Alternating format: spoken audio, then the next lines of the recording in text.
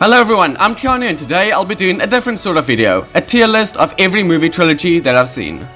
So the rules for this ranking would be, the franchise needs 3 movies, so even though you could consider the first 3 Matrix or Indiana Jones movies to be trilogies, they do have follow-ups so therefore do not count. With the exception being franchises with very clear trilogies like Star Wars for example, and these are only the trilogies that I've seen and are fresh in my memory.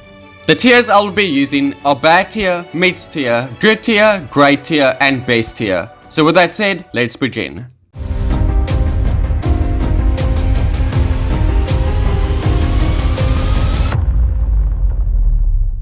Starting off, we have the Jurassic Park trilogy. The first film is easily a top 20 movie for me, and one that I've seen so many times.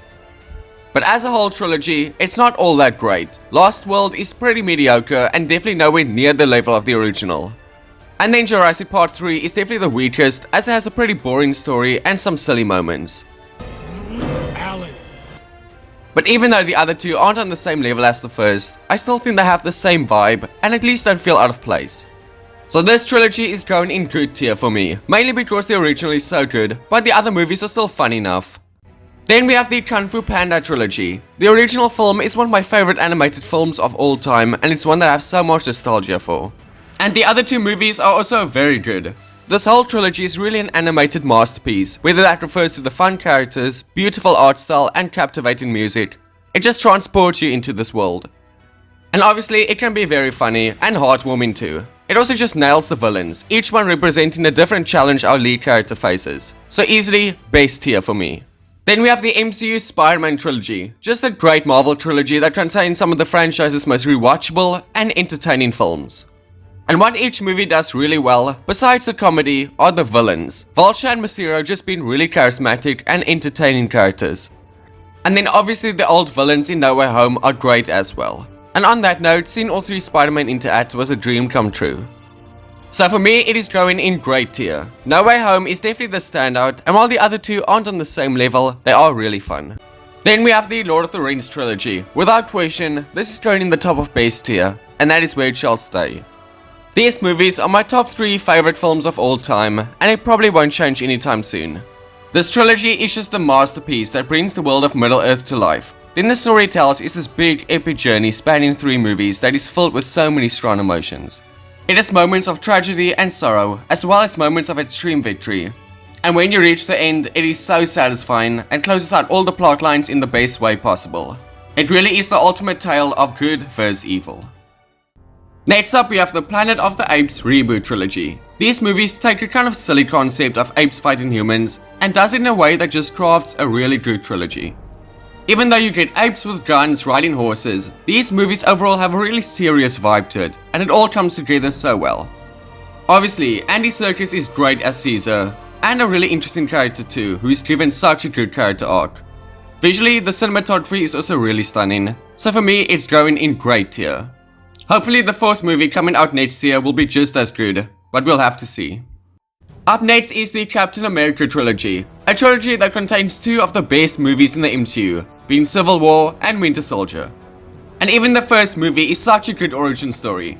And what the trilogy also does well is the character development, as we see Steve slowly adapt to this world that is ever changing, and while he has an arc, he still keeps his core principles and beliefs. I could do this all day. Now all 3 of these movies are really good, but I will still go Spider-Man over this. Mainly because this trilogy doesn't feel as connected as some of the others, but still, definitely great tier. Then sticking to the MCU, we have Iron Man. The first movie is such a great start to this franchise and gives us a fun and satisfying origin story. And obviously, a lot of this is due to one of the best casting decisions ever made in movie history. Robert Downey Jr. was just born to play this role. But unfortunately, the other 2 movies aren't on the same level as the first. Now I actually really like Iron Man 3 and think that it is super underrated, but Iron Man 2 is one of the most mediocre and boring MCU films. And something this trilogy really never nailed was the villains, as none of them are super memorable. But I do think the first and third movies are still good, so it's going in good tier. Then we have the Jurassic World trilogy, a trilogy that starts off great, then ends off on an absolutely abysmal note. The first film is a really dumb movie, whether that is referring to big dino boss battles or mutated invisible T-Rexes, but it is a really entertaining movie. Then Fallen Kingdom I think just nails the dinosaur thrills of the original trilogy and is definitely overhated. It has more flaws than the first, but it is still good. Yeah. But then it all went wrong. Dominion is probably one of the worst and most disappointing movies of 2022. The setup for a great film was already there, but no, instead we get locusts and another park. So because of this, the Jurassic World trilogy is going in the mid tier. Very close to bad, to be honest. Then we have the Dark Knight trilogy, easily the best superhero trilogy of all time. Obviously, Christopher Nolan is a top tier director, and Christian Bale is a great actor. So pairing them up with one of the best superheroes of all time results in 3 incredible films. And because this trilogy is inspired by crime movies, these films feel so unique in the overpopulated superhero genre. While Christian Bale is great as Batman, the villains here are some of the best out there, Joker in my mind being the best movie villain of all time.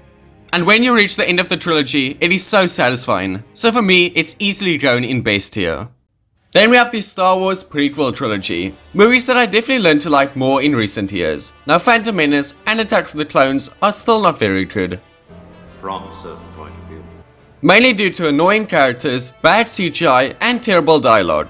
But Revenge of the Sith in my opinion is the second best Star Wars movie.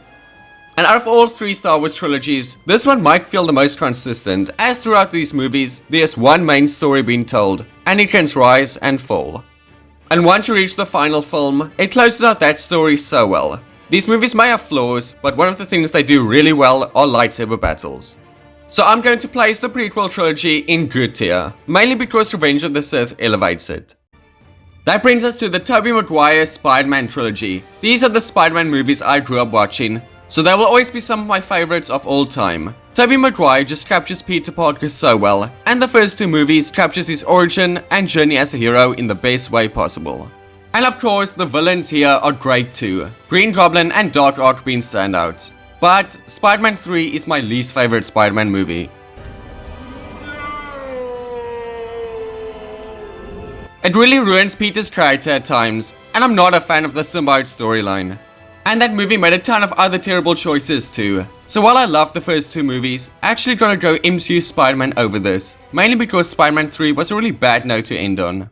Up next is the Creed trilogy. Rocky is one of my favorite franchises of all time, and probably one of the most inspirational franchises.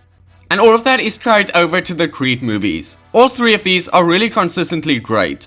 The whole idea about Rocky training the son of Apollo Creed is a great setup for a trilogy, and a really good way to continue the franchise. Now while I definitely prefer the character of Rocky over Adonis, the journey our new lead character goes on is still compelling and has some great moments. So I'll put the Creed trilogy in the great tier. Speaking of great, next up is the Guardians of the Galaxy trilogy, the best MCU trilogy in my opinion. Mainly due to Volume 3, which is one of the best superhero movies we got in a while, and one of the best movies of the year. It closes out this team's story in such a satisfying way, and look at the whole trilogy, it's really consistently great. I think Volume 2 is definitely the weak one, but it is still very entertaining. And obviously the standout here are the characters, who are so unique and really some of the best in the MCU. So it has great characters, a great soundtrack, and great comedy. You can probably guess where it's gonna go.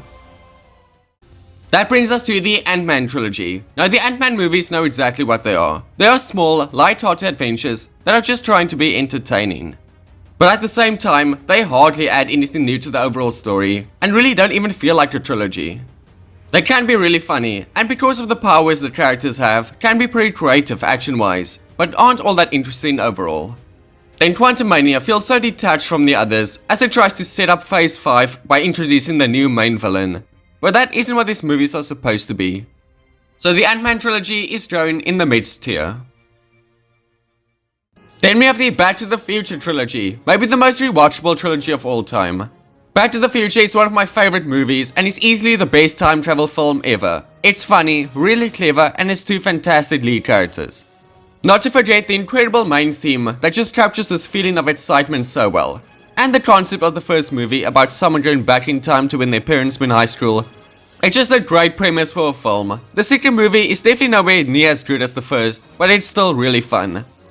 Then Back to the Future 3 is just a really good western movie that pulls a ton of inspiration from Clint Eastwood movies, which is a lot of fun too. So I just love this trilogy and watch it so many times, so it's going in best tier. That brings us to the Hobbit trilogy. Obviously coming off of Lord of the Rings, these are definitely a huge downgrade and are nowhere near the greatness of that trilogy.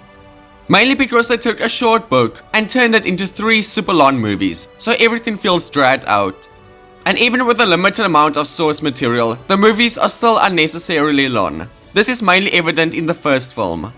But while it has that issue, I still love being in the world of Middle-earth, and there's still a lot of fun to be had in these movies. Especially the desolation of Smaug, which I've always loved. So is it as good as Lord of the Rings? Obviously not, but look at this list. Nothing else is, so I'm putting the Hobbit trilogy in good tier. Then we have the X-Men trilogy. A pretty good introduction to the X-Men with obviously a great cast like Hugh Jackman and Patrick Stewart.